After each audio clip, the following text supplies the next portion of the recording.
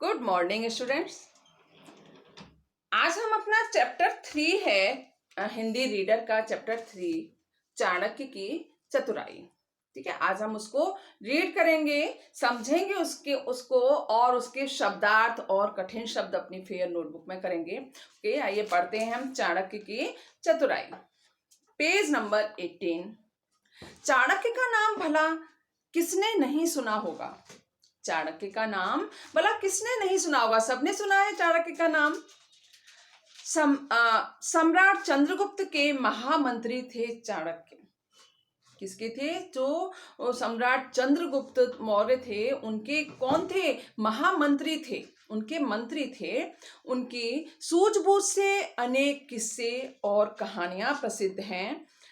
प्रस्तुत कहानी में हम उनकी चतुराई का एक किस्सा पढ़ेंगे, यानी उनकी कहानियों में से एक कहानी आज हम अपने चैप्टर 3 में पढ़ेंगे, है ना।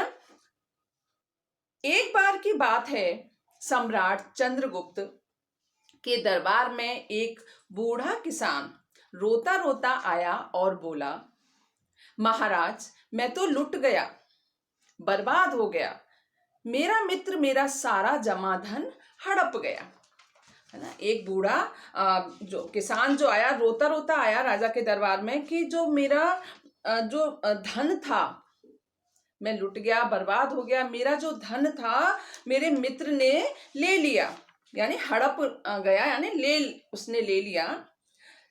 सम्राट चंद्रगुप्त बोले, साफ साफ कहो क्या बात है? सम्राट चंद्रगुप्त ने क्या कहा कि साफ साफ कहो, क्या कहना चाह रहे हो आप, क्या बात है? किसान कहने लगा, महाराज, मैं एक गरीब किसान हूं, मेरा नाम रामदास है। कुछ समय पूर्व मैं तीर्थ यात्रा पर निकला था। उसने क्या कहा किसान ने कि मैं एक गरीब किसान हूं, मेरा नाम क्या है? रामदास है। कुछ समय पहले, यानी कुछ समय पूर्व, या पूर्व माने क्या होता है? पहले। कुछ समय पहले मैं तीर्थ यात्रा पर निकला था। जाते समय मैं अपना सारा जमा धन अपने मित्र के पास रखकर गया था। जब मैं तीर्थ यात्रा पर गया था तो मैंने अपने मित्र से कहा कि ये जो मेरा धन है तुम इसको संभाल कर रख लो। मैंने कहा था कि तीर्थ यात्रा से लौटने पर ले लूंगा, परंतु अब वापस आने पर मेरा वह मित्र मुझे पहचानता भी नहीं है। जब वो तीर्थ यात्रा से लौटकर आया तो उसके मित्र ने उससे मना कर दिया कि मैं तो तुझे जानता ही नहीं। सारा धन वो अपने मित्र के पास रख के गया था, लेकिन मित्र ने पहचानने से ही मना कर दिया। जब तीर्थ यात्रा से जब वापस आया, है ना, क्या कहा कि मैं तुम्हें जानता ही नहीं। कहता है कौन सा धन? क्या कहता है अब कि कौन सा धन, कैसा धन? मैंने तो तुम्हें पहले कभी नहीं देखा। महाराज, मैं क्या करूं, मेरे साथ न्याय कीजिए। उसने कहा, महाराज मैं क्या करूं, आप न्याय कीजिए, मैं आपके पास आया हूं। चंद्रगुप्त ने पूछा, तुम्हारा कितना धन था? किसान बोला, महाराज 5,000 सिक्के थे। कितना धन था? 5,000 सिक्के थे। चंद्रगुप्त ने पूछा, क्या तुमने अपने मित्र के लेन देन के लिए कोई लिखा पढ़ी की थी क्या? क्या तुम्हारा कोई गवाह है? उसने क्या कहा कि क्या तुमने जो मित्र को दिया था तो कोई लिखा पढ़ी की थी कि मैं इतना दे रहा हूं अपने मित्र को, या तुम्हारा कोई गवाह हो, किसी के सामने दिया हो? किसान ने सिर झुकाकर कहा, महाराज, मैं अपने मित्र पर बहुत अधिक विश्वास करता था, इसलिए कोई लिखा पढ़ी नहीं की। मैं अपने मित्र पर बहुत विश्वास करता हूँ, और जो अच्छे दोस्त होते हैं उन पर विश्वास करना चाहिए, है ना। ऐसे ही उसने विश्वास किया अपने मित्र पर। मंदिर के बाहर मैं उस स्थान पर दोपहर में कोई आता जाता भी नहीं था, नहीं। अतः मुझे धन देते हुए और मेरे मित्र को धन लेते हुए किसी ने भी नहीं देखा। मैं विश्वास करता था, इसलिए मैंने कोई लिखा पढ़ी नहीं की। मंदिर के बाहर उस स्थान पर जहां कोई आता जाता नहीं था, दोपहर के समय में मैंने उसको धन दिया था और हमें किसी ने भी नहीं देखा। चंद्रगुप्त ने आज्ञा दी कि किसान के मित्र को बुलाया जाए। क्या आज्ञा दी कि किसान के मित्र को बुलाया जाए। उसका मित्र दरबार में आया। महाराज ने उससे पूछा, क्या यह किसान ठीक कह रहा है?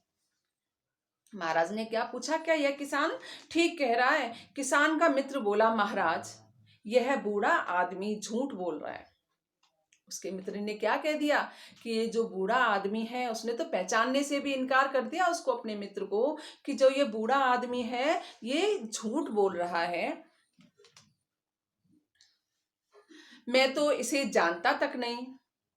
किसी अनजान व्यक्ति का धन भला मैं अपने पास क्यों रखता, जिसे मैं जानता नहीं। अनजान किसको बोलते हैं? जिसको नहीं जानते पहचानते। मैं उस व्यक्ति का धन कैसे रख सकता हूं, वह भी बिना किसी लिखा पढ़ी के। यह जिस मंदिर की बात कर रहा है उस मंदिर को भी मैं नहीं जानता। फिर वहां जाने की बात तो बहुत दूर की है। वो जिस मंदिर की बात कर रहा है उस मंदिर को भी मैं नहीं जानता, और वहां जाने की तो बात बहुत दूर है, मैं उस मंदिर को भी नहीं जानता जिस मंदिर की ये बात कर रहा है। महाराज ने अपने महामंत्री चाणक्य की ओर देखा। महामंत्री ने उन दोनों को अगले दिन सुबह दरबार में उपस्थित होने का आदेश दिया। चाणक्य ने महाराज से कहा, आप इस मुकदमे का निर्णय मुझ पर छोड़ दीजिए, मैं स्वयं न्याय करूंगा। जो चाणक्य था, है ना, उसने क्या कहा कि महाराज, आप ये जो केस है ना, जो ये मुकदमा है, इसका निर्णय मुझ पर छोड़ दो, ठीक है, मैं खुद न्याय कर दूंगा इसको, तो है ना। सुबह होते ही दोनों सभा में उपस्थित हुए। जब सुबह हुई तो दोनों राज दरबार में सभा में उपस्थित हुए। दोनों ने अपनी अपनी बात दोहराई। महामंत्री ने किसान से पूछा, तुमने मंदिर के बाहर किस स्थान पर धन दिया था? महामंत्री ने किससे पूछा? किसान से पूछा कि तुमने मंदिर के बाहर किस स्थान पर धन दिया था? वह बोला, महोदय, मंदिर के बाहर पीपल का एक पेड़ है, उसके चबूतरे पर यह बैठा था। मैंने इसे धन दिया था। कहाँ दिया था? मंदिर के बाहर एक पीपल का पेड़ है, उसके चबूतरे पर बैठा हुआ था, मैंने यह धन उसको वहीं दिया। महामंत्री ने पूछा, धन देते हुए तुम्हें किसी ने देखा हो या न देखा हो? पेड़ ने तो अवश्य ही देखा होगा, है ना। महामंत्री ने पूछा, धन देते हुए तुम्हें किसी ने देखा हो या ना देखा हो, लेकिन जो पेड़ खड़ा था, जिस पेड़ के नीचे बैठे थे, उसने तो देखा होगा।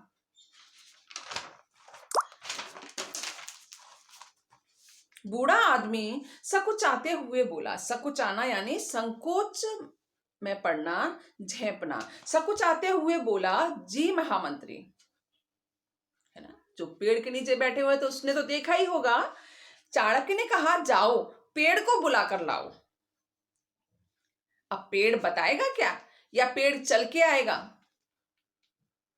चाणक्य ने क्या कहा, जाओ पेड़ को बुलाकर लाओ, वह गवाही देगा। हिचकिचाते हुए किसान पेड़ को लेने चला गया। किसान चल दिया उस पेड़ के पास, पेड़ को लेने चल दिया। सुबह से दोपहर होने को आई, परंतु किसान लौटकर नहीं आया। उसका मित्र बैठे बैठे परेशान हो गया। महाराज ने पूछा, क्या मंदिर बहुत दूर है? जो बूढ़ा आदमी अभी तक नहीं आया? महाराज ने क्या पूछा, क्या जो मंदिर गया है, पेड़ को बुलाने गया है, या बहुत दूर है क्या, जो अभी तक नहीं आया? भूख और प्यास से परेशान किसान का मित्र बोला, महाराज, मंदिर तो कोई ज्यादा दूर नहीं है। मैं इतनी देर में मंदिर तक 20 चक्कर लगा सकता था, लेकिन वह बूढ़ा आदमी गया हो तब ना, वह तो बहुत झूठा है, जरूर घर जाकर खा पीकर आराम कर रहा होगा। जो मित्र था वह बोल उठा कि मंदिर तो ज्यादा दूर नहीं है, और पहले इसने क्या कहा था कि मैं तो जानता ही नहीं, मंदिर को जानता ही नहीं, इस आदमी को भी नहीं जानता और मंदिर को भी नहीं जानता, तो उसको कैसे पता कि बहुत दूर नहीं है? है ना।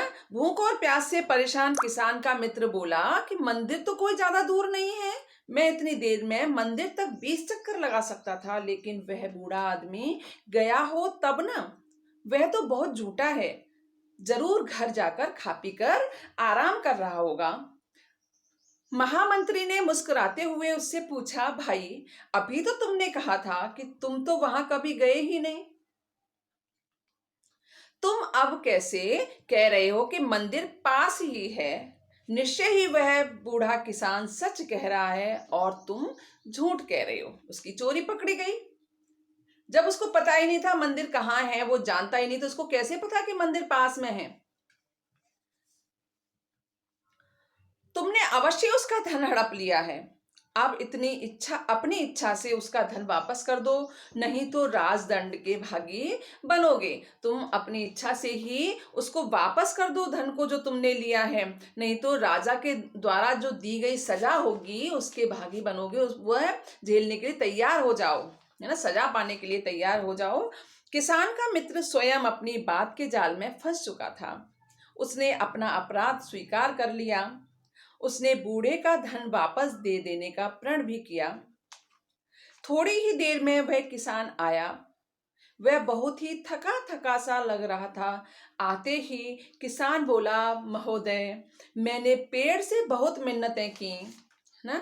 मिन्नत यानी किसी बात के लिए आग्रह पूर्वक मनाना। वह पेड़ को बहुत ही प्यार से, है ना, लाने की कोशिश कर रहा था। उसको उसको मिन्नतें कर रहा था उससे कि चलो मेरे साथ, परंतु वह गवाही देने नहीं आया।